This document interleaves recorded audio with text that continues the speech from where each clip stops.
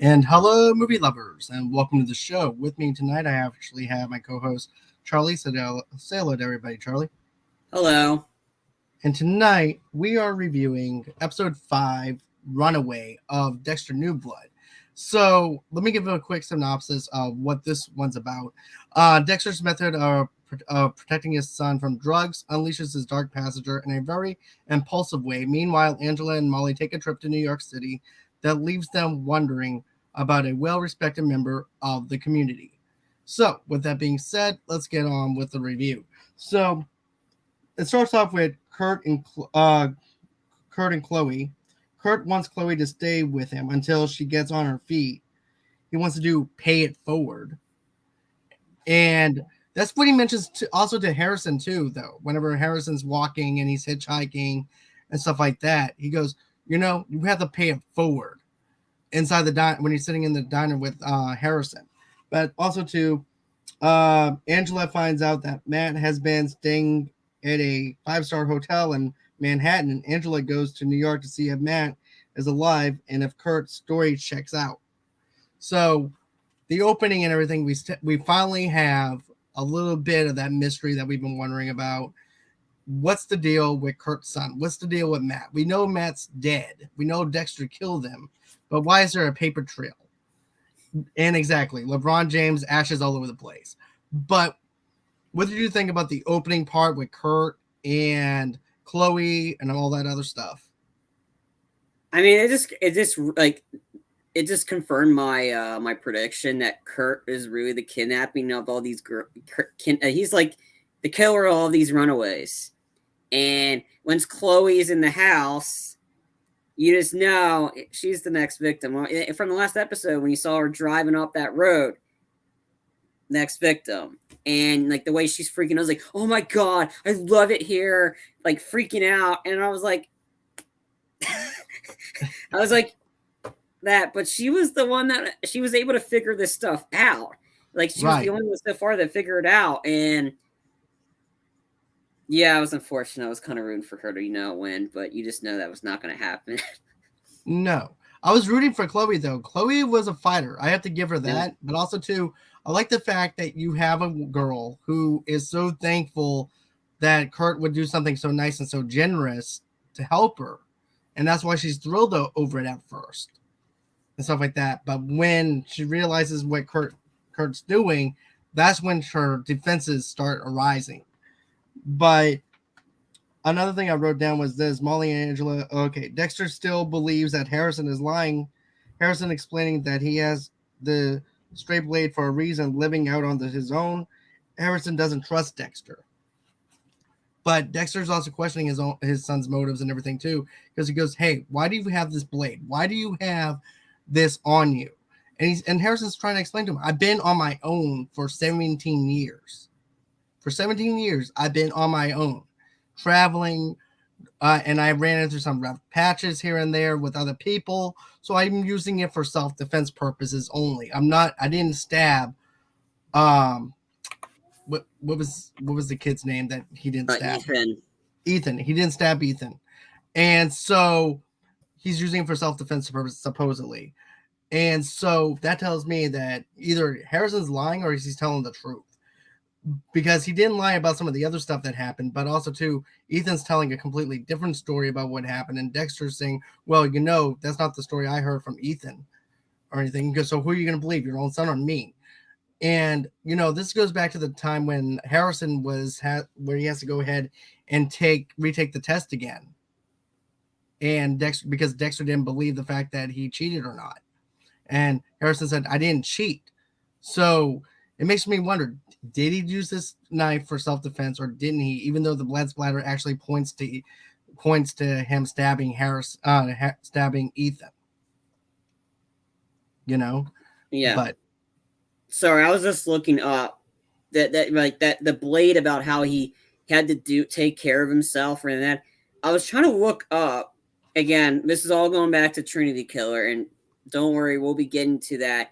I was wondering about the other family members of the Trinity Killer, because Darrison had to say he stayed at foster care areas.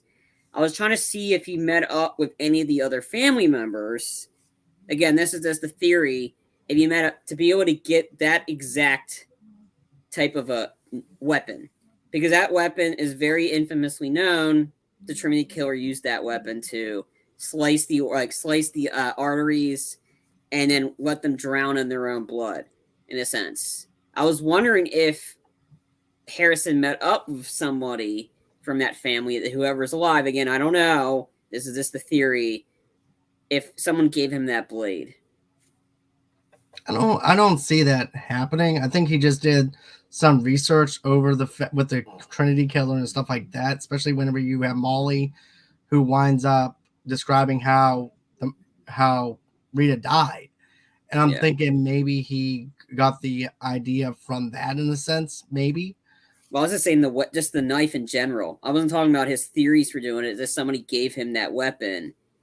I don't know. But I'm just saying. I just think that he winded up doing some research on it. Don't forget, I'm sure that he went over to Miami Metro or something like that and did some research too. I mean, that's it. Again, this episode doesn't have many predictions. I'm just trying to come up with something just to spark conversation.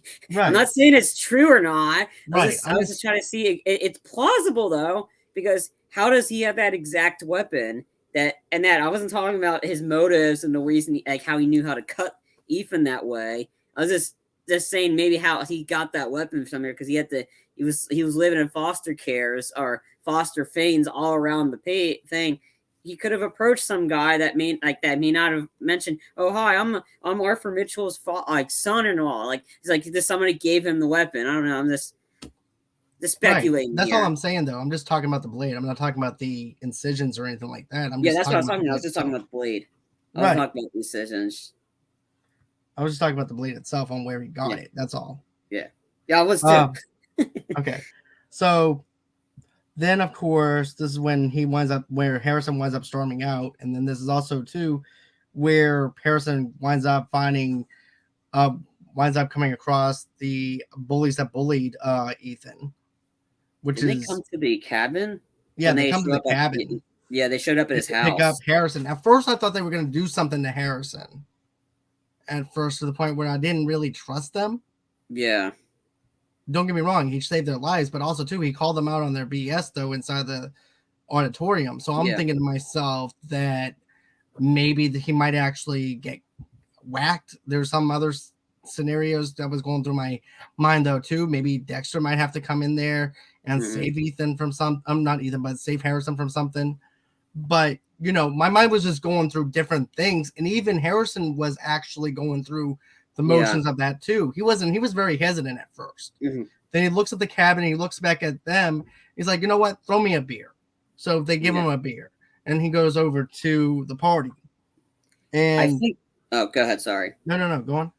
I was going to say, I think later on, because in one of the after the first episode or something, it was like the behind the scenes thing they always do at the episode. They're having the cast interviewed, and then they're showing clips. And I see either looked like Harrison or Dexter, and there's a brawl inside that cabin, and a guy looked like he was wearing a jock thing. I think that brawl is going to happen later on, and I think it's either Harrison or Dexter. I think it's more likely Harrison, and Harrison has to defend himself in the cabin against one of the jocks. So I think you're right. I think you're spot on. I think it might be maybe not have been that moment, because I was thinking that was going to happen. I think it's later on. I think there's going to be a huge fight in a cabin. That would actually make sense, because don't forget, when Logan comes over there, which is the police officer, after Harrison winds up ODing, that's when Logan winds up asking him, where did you get the drugs from? And Harrison doesn't say anything. He just gives a little gaze over to one of the jocks. And then that's whenever Logan goes on ahead. He goes, I'm not your coach right now. I'm a police officer. You need to tell me where you got those drugs at. And that's when, of course, we wind up seeing where basically he winds up telling him, look, I got it from some guy named Miles. And so therefore now they got a name attached to the homemade drugs that they made. But I'm thinking 100% that one of the jocks does come over to Harrison's house. There's a tussle inside the cabin because of the fact that he ratted out the dealer. And because of that, his ass is on the line though too. The jock's ass is on the line because think of it like this: he's also on the wrestling team. Yeah, he could get thrown off for drugs. Yeah, exactly. And I'm thinking Logan's probably going to wind up throwing him off the wrestling team for doing that. Because think of it.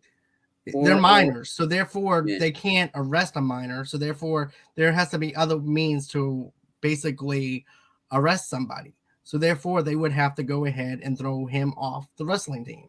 So I'm thinking that's what winds up happening. That's just a theory. I could be wrong about that theory, but I'm thinking that's what winds up happening in the next episode. Or Harrison like beats him in because they may be like doing a sparring session and Harrison goes pretty far on him. Maybe he's trying to attack him too. Again, because we see that he's wrestling in the next episode and Dexter's looking on, so he might do something. I don't know. The wrestling idea is not so far-fetched though. Yeah. Either. Because we've seen where Harrison can probably take it a little too far. And everything too. He could black out. He could have X number of things that could go wrong. And he doesn't realize what he's doing or anything. So it could be a lot going there. So I'm not going to rule that off either. But that's a good point that you made about about that though. Yeah, I mean it's because the next episode it has them wrestling, so that. But I mean they're all plausible ideas of like that. I mean there's definitely gonna be a brawl. I definitely think it's Harrison, and I definitely think it's a jock. Because who would want to come to Dexter's cabin and fight him in his cabin? Or Dexter has the home field. Like, well, nobody knows Dexter the way we know Dexter. Everybody just knows him as Jim Lindsay. Yeah. So they just think he's like an average guy working at a gun shop. Yeah. So that's another thing. But still, I'm leaning more towards the fact that because of Harrison ratting out the drug dealer and now Logan might throw the jock off the team, I'm thinking that I'm going to go with that route. Yeah. On it. Because to me, it's a little bit more realistic, but also, too, I'm not ruling out your idea either. Because that could also happen, too. But there's also got to be some kind of repercussions with the jock. There has to be some kind of punishment for that, though. Yeah. And Logan is the type I'm gonna get into his interrogation tactics and everything too, because I definitely like him as an interrogation officer, to be honest with you. He's like a less intense Dukes. Yeah. But he's likable. And he doesn't yell surprise motherfucker. No. He knows how to tame himself when it comes down to taming himself. Because if it was Dokes and he was a wrestling team coach, he was motherfucker, man, where did you get those drugs? He would pull out his gun and point it to a kid.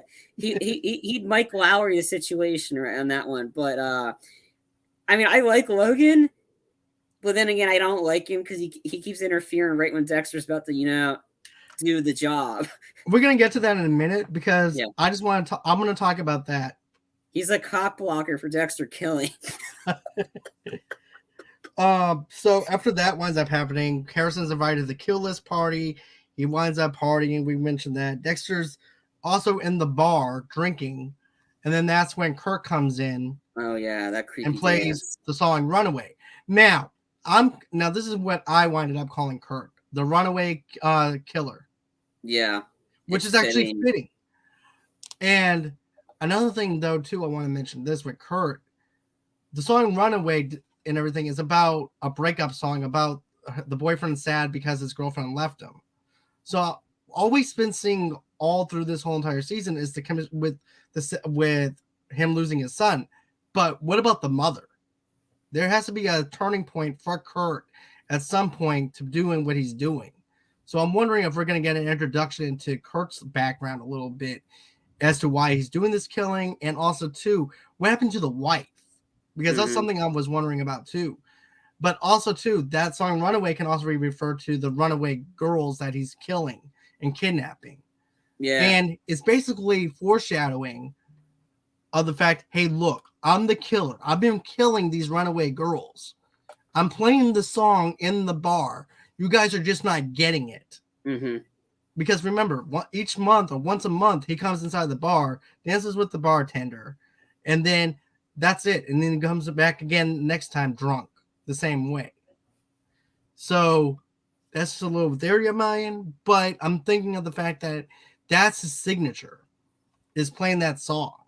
He doesn't collect blood samples or anything like that. Yeah, he has a little bit of a way of draining the blood and things like that. But as far as signature goes, I'm thinking that song is his theme song, his way of letting people know I am the killer. I'm in this town. Come at me, but you don't know who I am. It seems like he plays that song right before he's about to do the deed. Yeah. Yeah. Because Chloe's still at the apartment, and that's when she figures out. She sees the thing on the camera, says you're gonna die. And then you see him creepily dancing, like to that song, and he's drunk. I think that he I think he got pissed off. So, and then he decided to get drunk. But I'm ready for Dexter to get him. Like, let's do it. This end him already. I'm with you on that one. I mean, I do feel like his story has kind of dragged out a little bit too long. Yeah. But they need to have the reveal soon. I feel like Yeah. maybe episode 7 they might actually do the reveal. But then after that, Harrison talks with Audrey at the party. Someone gives Harrison ecstasy, which is not even regular ecstasy. It's like the homemade ecstasy, which is black market stuff.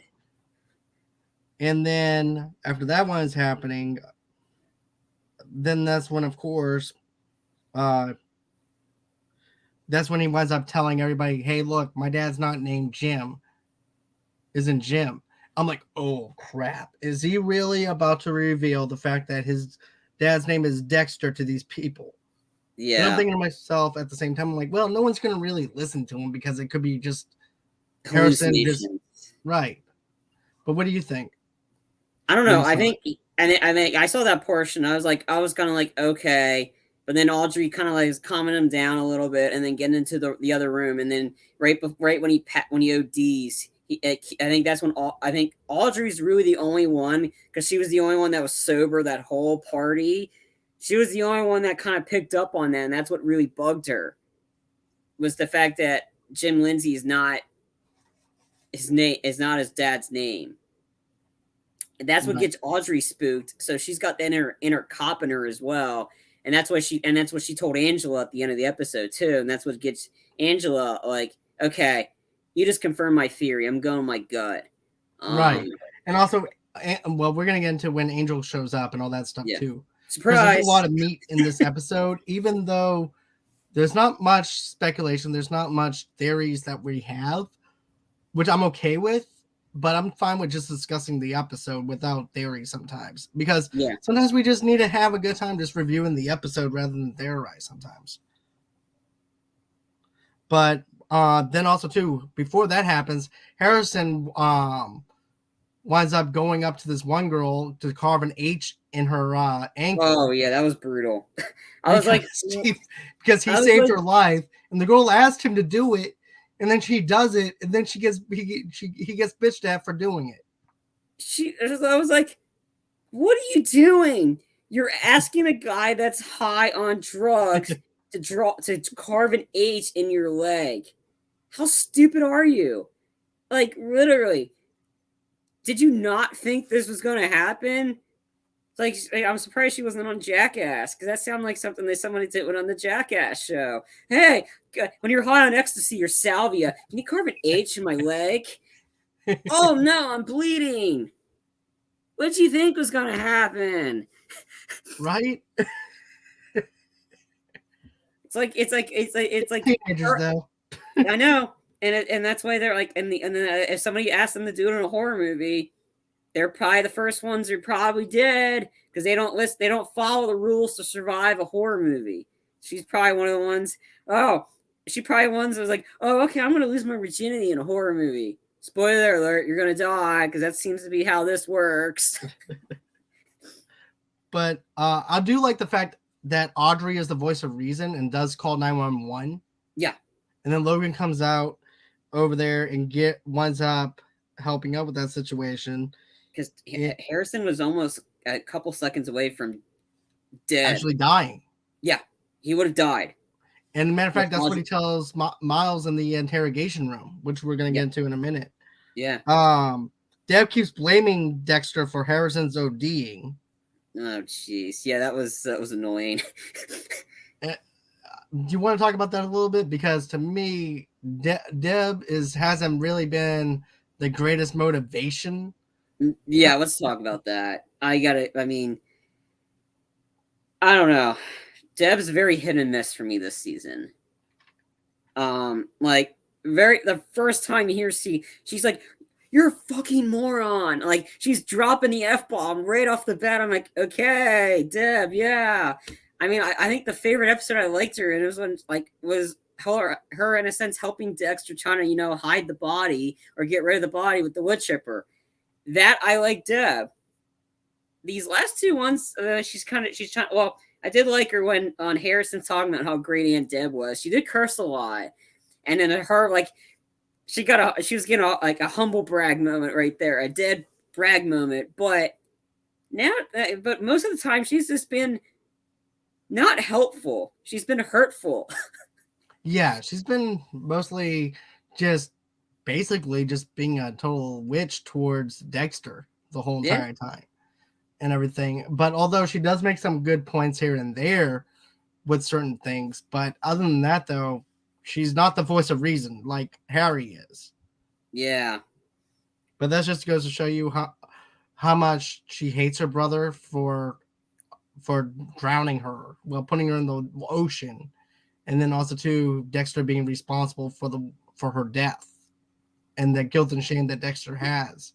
Or Dexter or Deb being involved in killing LaGuardia and witnessing Dexter kill for the first time.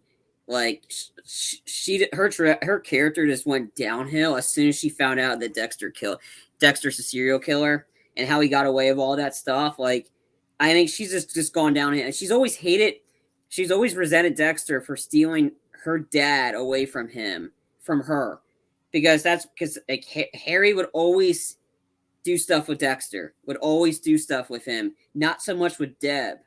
And I think Deb had a kind of deep hatred for Dexter for that, because he took away her dad from her in a sense. So it's a lot of built up rage because Harry knew about what Dexter did. He knew about his urges. He knew about that. And every time Deb would want to go with them, they tell her no. So it's a lot of built up aggression. And then when she found out what really happened, like kind of what happened to Harry, once Harry found out, saw what Dexter did for the first time, witnessing it is a lot different than telling him how to do it. So again, I don't know. She's just, her psyche just went off the rails as soon as she saw her brother, what he really is. And that's really kind of driven them apart in a sense. Right. Now, we actually have this other scene, though, where Dexter runs to the hospital and the doctor told him that Harrison OD'd. And so after that point, Dexter's wondering how the hell did he get the drugs in the first place? Mm-hmm. And who gave it to him and stuff like that. So then we find out that it was Miles that winded up selling the drugs to the jock. Mm-hmm. And basically what Dexter does is he winds up going over to this vet, telling the vet, "Hey, look, my goat is actually in pain. I need something to help him." So she goes, "Okay, Dex, go ahead, help yourself to whatever you want." Well, not Dex, but Lindsay. Go ahead and help yourself to anything you want, and I'll just bill you for it later, because right now she's in the middle of doing birth to a horse or whatever animal that she has. Mm-hmm. So he goes on ahead, helps himself. I also liked how he said, "Ooh, I like this, a 5-finger shopping spree." Yeah, him taking his classic, somewhat classic, kill room situations, like the needles, everything. And I was like, okay, you're just gonna let him get away with him. Okay. And I'm thinking to myself, don't you have to count the inventory to know how much you have? And then also too, even with the wrap that he ends up taking too, he winds up taking some plastic wrap as well. Yeah. Which is even funny. It's like a serial killer's shopping spree. The all you can take buffet. Not right? eat it, but take. But then we also have another thing where we wind up seeing Angela, and of course at this other scene at the Molly. hotel with Angela and what's the Molly. podcast girl's name? I'm blanking. Molly. Molly. Uh, Molly and Angela. They go up to the desk and like, sir, we need to know if Matt checked out today. Ma'am, I cannot give you that kind of information. And Molly's over there just trying to be doing her podcast self and things like that, trying to figure out an angle on how to get what she wants. And then all of a sudden, Angela comes over there flashing her badge. Yeah. And she goes, unless you want the rest of the NYPD over here, I suggest that you go ahead and show us if he checked out. Okay. Yeah, he checked out around 11:30 last night. And then she goes, well, what about those cameras? We can't allow you to have access to that. Oh, really? Okay. How about this? Would you like the NYPD? She does the same angle again. And so she winds up getting over there, and it's somebody else that has Matt's credit cards. Now, my question is this. Do you think that Kurt gave them some credit cards in Matt's name? Or do you think that Matt, this might be somebody that was at the party that Matt had, and so happened to be he grabbed a couple of his credit cards? Either one. I'm leaning more towards the Kurt because we don't know how long where they're located at, how long it takes from there to New York, this hotel. We didn't see the drive. So again, we don't really fully know how long it takes to get from that location to that one where they in New York. So it's possible Kurt probably could have because the cabin could have been all on the way to that, or then yeah, I think that one's more possible, or the guy stole it from him. But that guy doesn't look like the type of guy that would be in Iron Lakes because everybody would know who he is. He's like, hey, he stole Matt's credit cards. Like Matt's a good child. Like everybody loves Matt. It's like that. I think the Kurt thing seems more reasonable. Then again, there might be something we just really don't know here. There could be a third party at play. I don't know, but I knew it wasn't going to be Matt Caldwell because I saw him get killed. I saw him get put in the furnace. Like, yeah, and I think the one sequence of Molly I thought was hysterical was when she breaks up with Logan. Oh, I met somebody else. We only messaged once online. Like typical. It reminds me of so high school. It's not even funny with Molly. Yeah. And everything, but I like how sporadic she is, and also too, I like Molly as a character. I really do. I mean, I don't find her annoying or anything like that. No, I also like her quirkiness as well. I get a massage. Yeah, I'm gonna get a massage. This place has jacuzzi, and right when Angela was talking about work, Molly's thinking about the jacuzzi because she's like the glitz and the glamour and like all that kinds of stuff. And then like for her podcast, and the guy doesn't even know who her podcast is. Yeah, Molly fucking kills. Check it out. Because he's just looking at her like, really? We're at a police seminar. What are you doing? Yeah.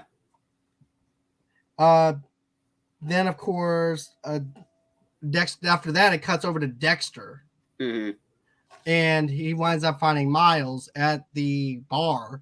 And he winds up finding out that he is the one who's selling the ecstasy and stuff. And of course, this is not Dexter's first rodeo when it comes down to trying to buy drugs off of somebody. Oh yeah, the third episode that was fine.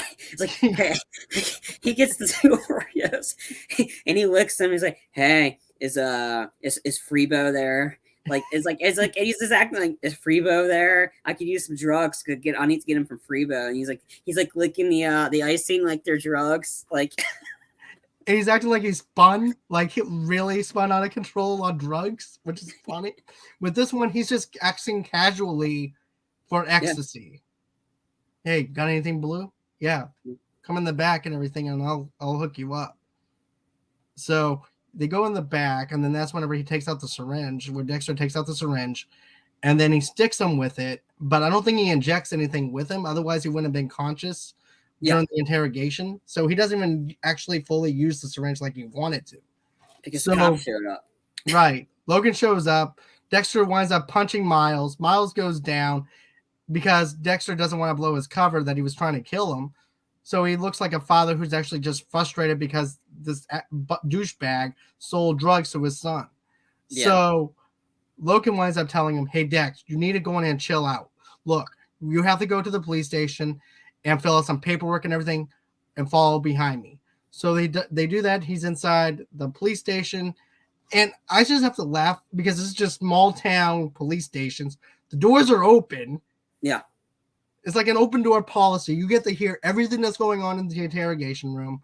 Everything's available for your listening pleasure. It's like the Olive Garden for police stations when you hear your family and everybody knows everything. Dominic Toretto's favorite restaurant to eat at, Olive Garden. But they get stuff done. The sheriff's department, I don't know, like everything's all the doors are see-through or not soundproof. You can hear everything. Like Dexter knows what is that? That's why he's going up to hug the girl. Thank you for being there. So he's looking at the freaking note. It's like, small town, man. It's not how you're supposed to do this job. Because, okay, let me just tell you this, okay? Another thing, too, is Dexter's like, oh, I think I'll have some of that coffee. Well, go ahead and help yourself, Jim.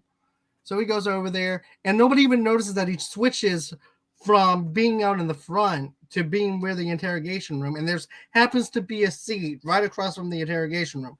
Why would there be a seat right across from the interrogation room? Just because that would be the most private area that you don't want visitors to be at. Again, two different police stations he's worked at. Like he's had a hard time in Miami PD to do stuff. He's having a field day at this small town thing about, and instead of having to doctor evidence or have to like cut off the cameras or edit the cameras or all that with Miami PD, he's able to get notes by giving somebody a hug, and he can get a note.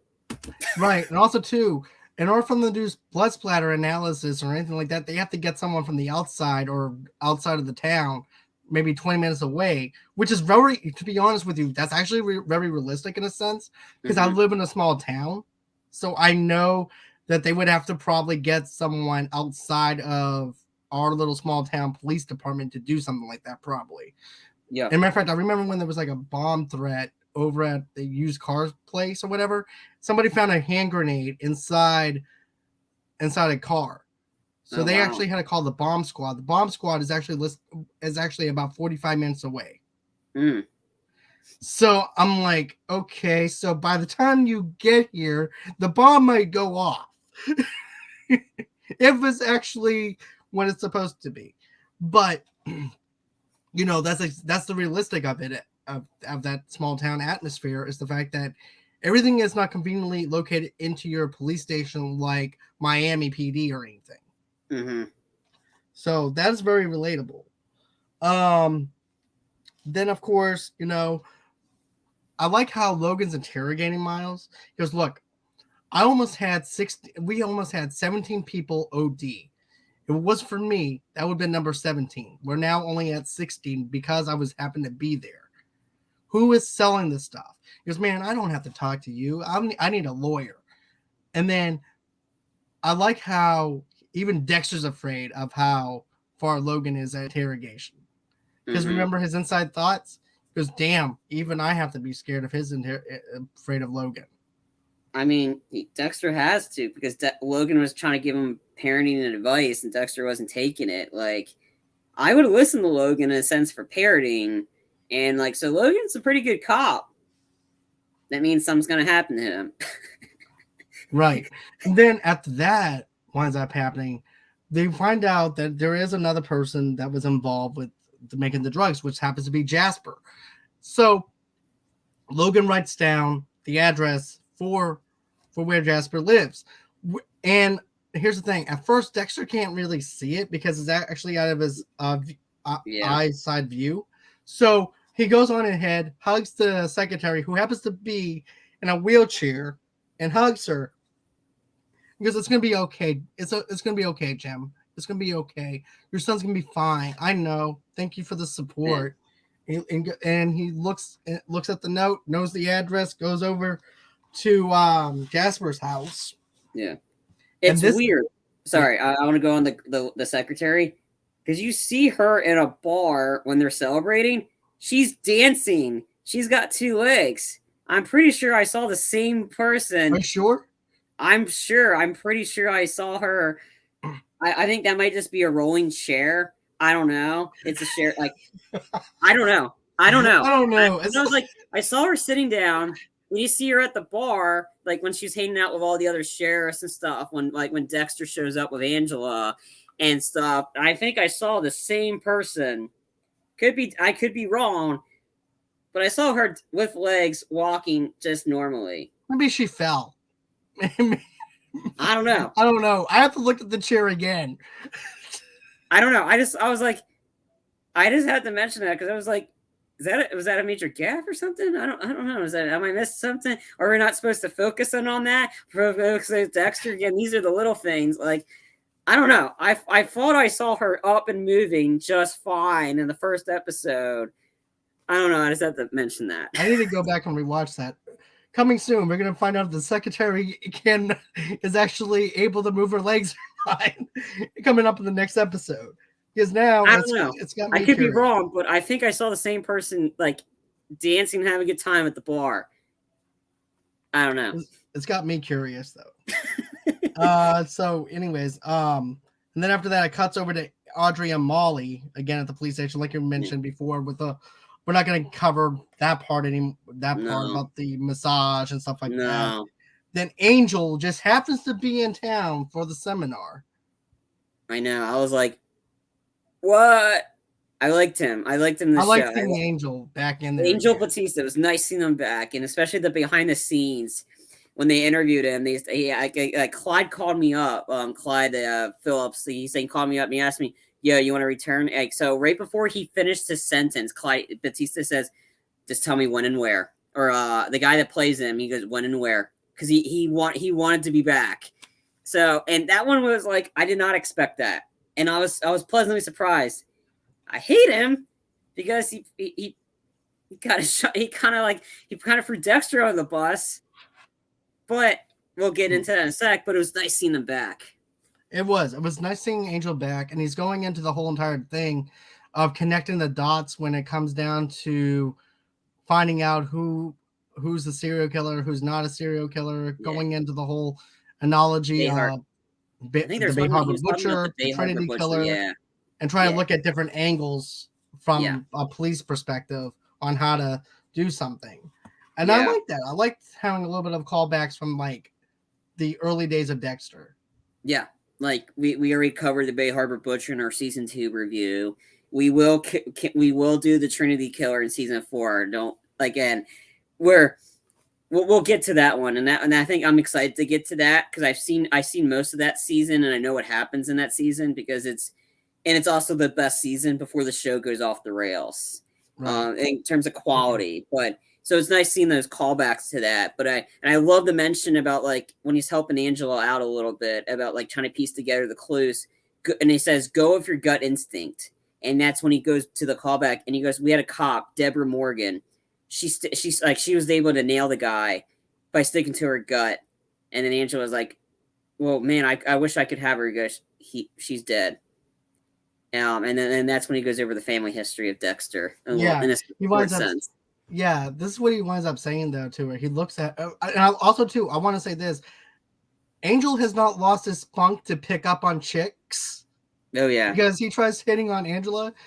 He goes, "Man, I like that feistiness of you. I like that attitude. It reminds me of someone I used to work with on the force." And just, I got a boyfriend. And I thought 99% she was going to show a picture of Dexter. Oh yeah, I was hoping for that. I was looking forward to. I was thinking that's how they were going to do it. And Batista was going to be like, "Well, I don't want to get involved with this type of guy. I don't want to get axed." Yeah, I don't want to get axed. But I don't know. I'm hoping this is not the last we see Batista. I want him to. I don't think so. I want him to show up and see Dexter alive. Me too. And he goes, he had a cute kid, and he goes, he had a cute kid. Can't think of the name. I think he mentioned Dexter Morgan. She had a brother named Dexter, and he had a cute son. He walks And at back. first, you're thinking that he's not going to say his name, Yeah. because and then he walks off, and then he winds up pausing for a minute, and then He had the epiphany. Right. Harrison. Yeah. And Angela's like, her eyes kind of lit up a little bit. And it makes, you know what though? I mean, come on. There's got to be, other kids named Harrison. Yeah. I mean, but to quote Katie from the Sun-Chi, or but the fact is, if Angela had not met Harrison, Dexter's son, in the second episode, she wouldn't have picked up on it. But the fact that she's known Harrison, he's considered the hero of the town. Audrey has a thing for Harrison. Like, she really does have a thing. Like, the two of them are going to hook up. It's pretty obvious. It's pretty obvious. The fact that Harrison's a well-known person, that's what kind of like puts Dexter in the doghouse. Yeah. Or Jim Lindsay in the doghouse. Yeah. But after next week's episode, we're gonna call him. The name Jim Lindsay is not gonna last. It's gonna be Dexter, so we can go back to calling him Dex instead of Jim. Right. Okay. So now Dexter gets the address to Jasper's house.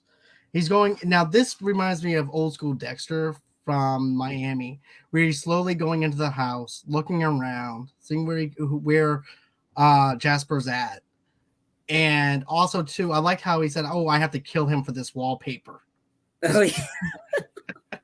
Well, after he steps on drugs, I'm like, isn't there going to be residue on your boots? Because there's a lot of pills all over the place in this house. Exactly. There should be some type of evidence, but then again, snow might actually have something that might be a factor in that, though, too. Oh, yeah, that's right. Yeah. So, but then, of course, Dexter winds up taking him. He winds up winds up stabbing him in the neck with the syringe. And he winds up using the antidote in the syringe. Mm-hmm. And, of course, he winds up waking up. And then that's, of course, when, he's like, I got to do this quick before Logan shows up. You've lived long enough, dude.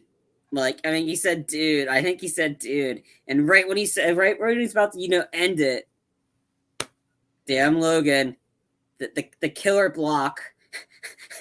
Right. And here's the thing with small towns. Everything is close by.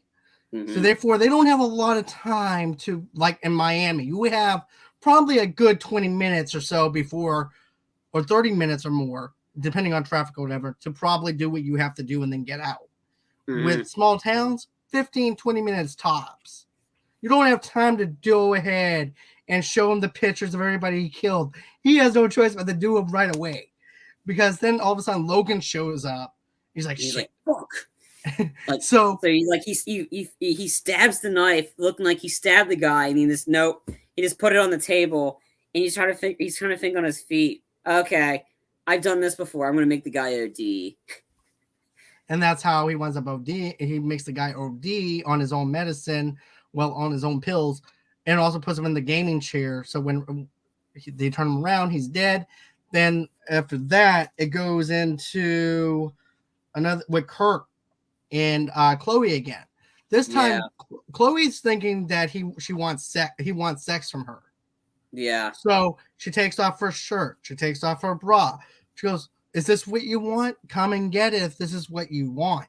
Yeah, then all of a sudden, Kurt's not happy. No, it frustrates him because this is also going against his code of a girl not being frightened by him, because that's another thing that's part of him as well. This girl is thinking another way around, and he's frustrated because he doesn't have control over the situation, just like how Dexter doesn't have control over the things that he's going through. Yeah. In a sense. So also, too, this is when Kirk gets pissed off. He closes the laptop and everything. Comes back about 5-10 minutes later, and next thing you know he ends up telling, okay, you can leave. hits the She's button to not let her buying it. go. And she's at first she is. At first she's buying it. Just she puts on her code and everything, and then she thinks about it. And then the realization sits in. He goes, why is he all of a sudden letting me go now? So she goes, why don't you come down here and make me? And of course, she winds up finding the piece of glass from the other girl that was there originally. Mm-hmm.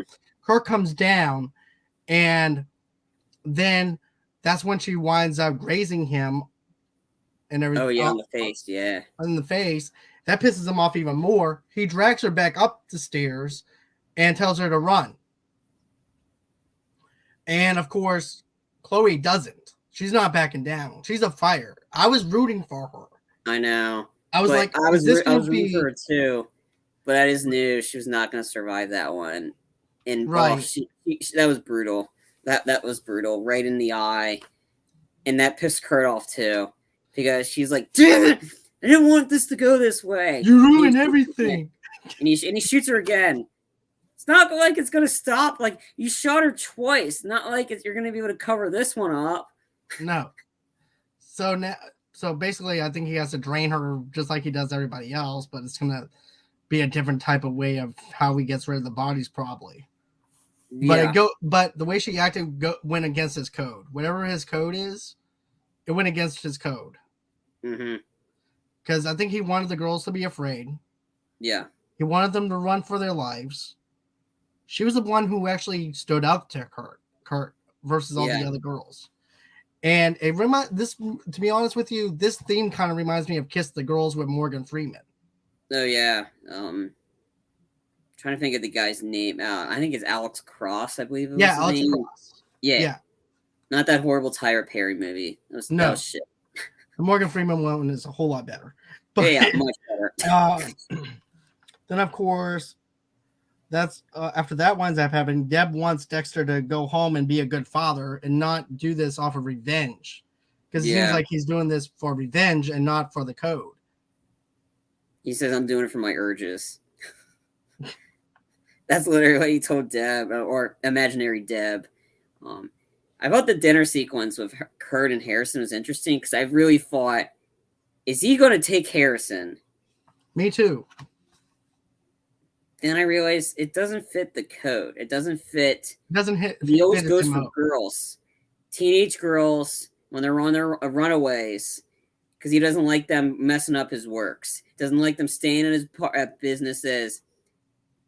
I didn't really think he was going to do it to Harrison. I was really hoping not, because if he did, Dexter's going to come after him. Right. And I was thinking the same thing too. I was thinking, is Kurt going to hurt Harrison? Then I'm like you though too. I'm like, that doesn't fit his MO. That does not go with his thing. He goes after runaway girls, not guys. Yeah. But I like how he's trying to have a heart-to-heart with Harrison. Hey, do me a favor. When someone pisses you off, do something nice for them, even if they don't deserve it. Harrison goes, no, I think we're past that. And of course, they're at the diner. Kurt winds up giving Harrison a job. But now this is a little bit of a theory, but I'm thinking if Harrison does take that job at the diner, he's going to see a lot of girls go missing. Yeah. Like, I could see. That also puts him in danger, though, too. Yeah. I mean, I think at some point down the line, Kurt's going to get so pissed off. I think he's going to take Audrey. And I think it's either Harrison or Dexter they're gonna have a huge manhunt for Kurt, because I think there's like one promo you see I think you see Dexter's truck crash through the gate of one of the cabins, and right before I think Kurt's about to kill somebody, you see him ducking to get away from the car. So there's gonna be a big final battle. I think it's the second I think with the last episode, Dexter or Harrison will find the location where the cabin is and stop Kurt. That's how I see this playing out. That's how I see it playing out, though, too, to be honest with you. Mm-hmm. I'm thinking Harrison does get the job with him, of course. And, of course, when Harrison comes home, Dexter goes, so, did you talk to the doctor? Yeah, it was good. It was good talking to somebody. But he doesn't know who he talked to. No. He thinks that he went to talk to the doctor, but he doesn't talk to the psychiatrist until the next episode. Because also, too, if anybody's wondering about the psychiatrist thing, the bartender was the one who gave Dexter the number for the psychiatrist. Yeah. But no, I'm thinking that in the next episode or whatever, we find out a little bit more about Harrison's past that he can't tell Dexter about. Yeah.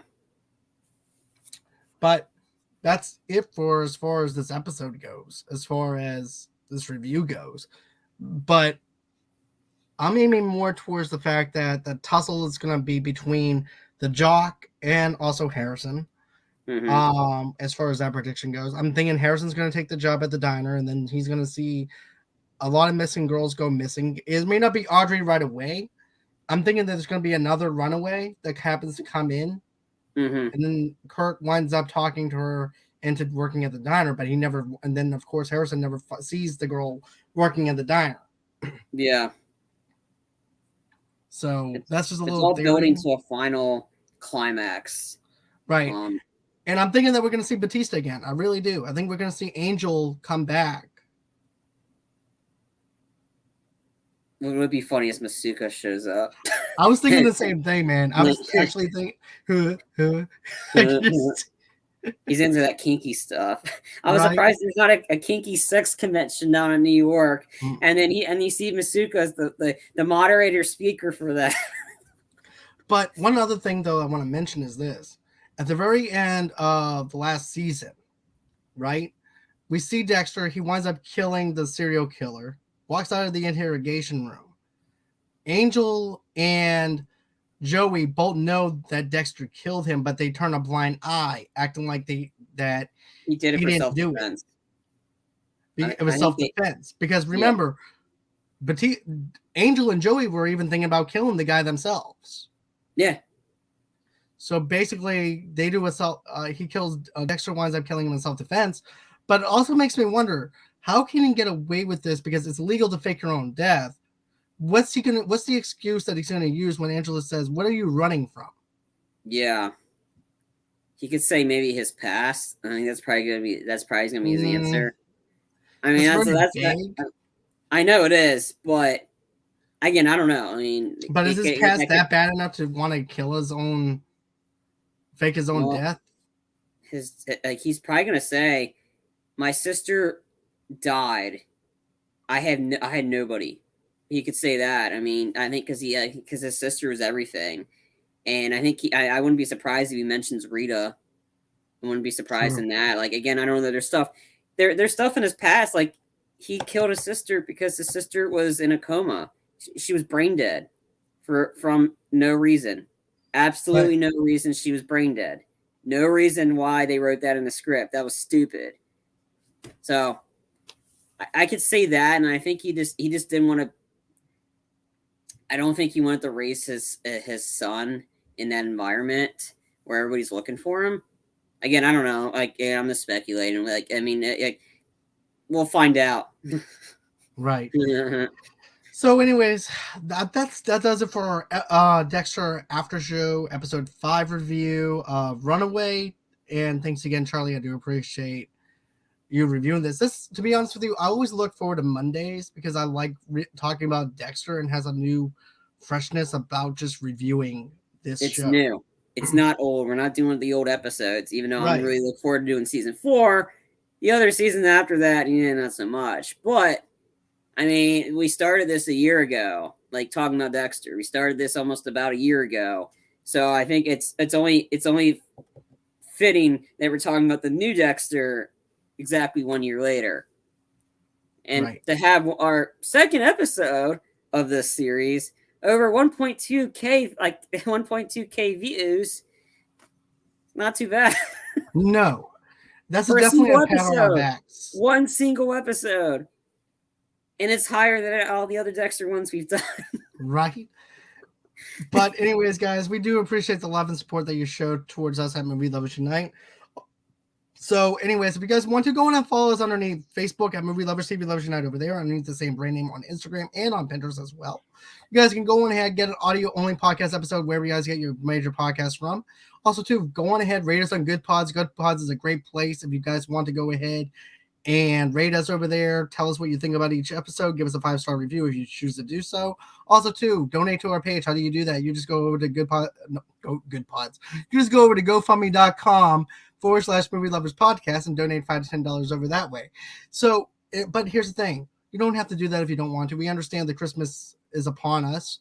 So just go on ahead, go over to YouTube, subscribe over there, give us a thumbs up, tell us what you think about some of the videos that we've done. That means so much to us. Also, too, subscribing to our channel, like I mentioned. Also, too, smash that little bell in the bottom right-hand corner to allow you guys to know when we have something new here at Movie Lovers Unite. Also, too, go on ahead, follow me underneath Twitter at Movie Lovers Unit, and then also, too, underneath Movie Lovers Unit 0 on TikTok. And then, you, of course, if you want to be on the show, if you're a sponsor, go on ahead and email me at movieloversunite@gmail.com. That's everywhere that you need to reach us at and everything. Tomorrow night, we have another special show that I'm going to be doing with Made for TV podcast, and we're going to be doing a film from Holly Shorts Film Festival, and it's called The Long Goodbye. This actually features one of the Academy Award winning, he was nominated for The Sound of Metal. And this is his little short film and everything. His name is Riz. Ahmed or whatever. Ahmed. The guy from Venom. Ahmed, yeah. Yeah, Ahmed. But he's a great actor. We're going to be reviewing that short film tomorrow night. So go ahead, go over there at Movie Lovers Unite. Tell us what you guys think. Always until next time, guys. It's been real. It's been fun. Can't wait to do this again. And bye-bye.